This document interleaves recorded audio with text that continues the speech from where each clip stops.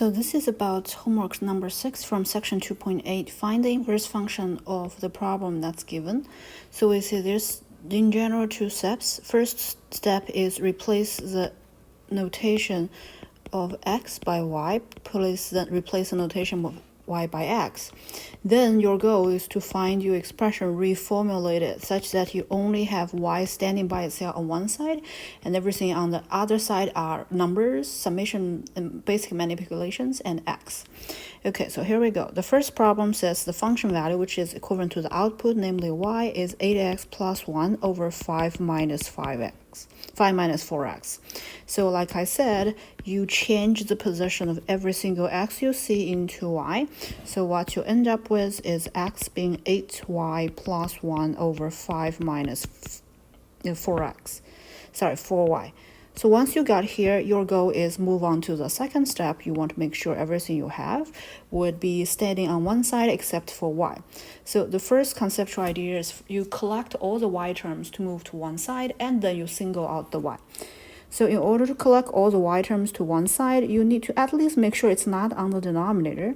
So what you do is you multiply your expression, which in this case the denominator, to both sides. You can make sure you get rid of it. So you have 5 minus 4y multiplied by x, which is 8y plus 1. So now you get to the stage where you have no denominator with y in it. That's good. So the next thing is we collect all the y terms to one side.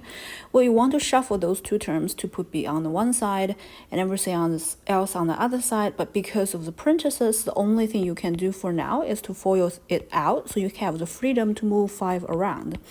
So you have 5x minus 4xy, which is 8y plus 1. So now I'm happy. I have two terms about y. I have two terms that's irrelevant to y.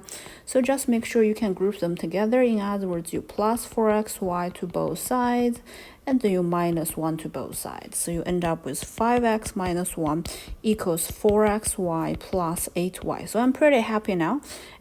I've successfully separated my x and y terms to both sides. The only thing I need to do is to make sure I can factor it out. So I have 5x minus 1, and then I have y. I have 4x plus 8.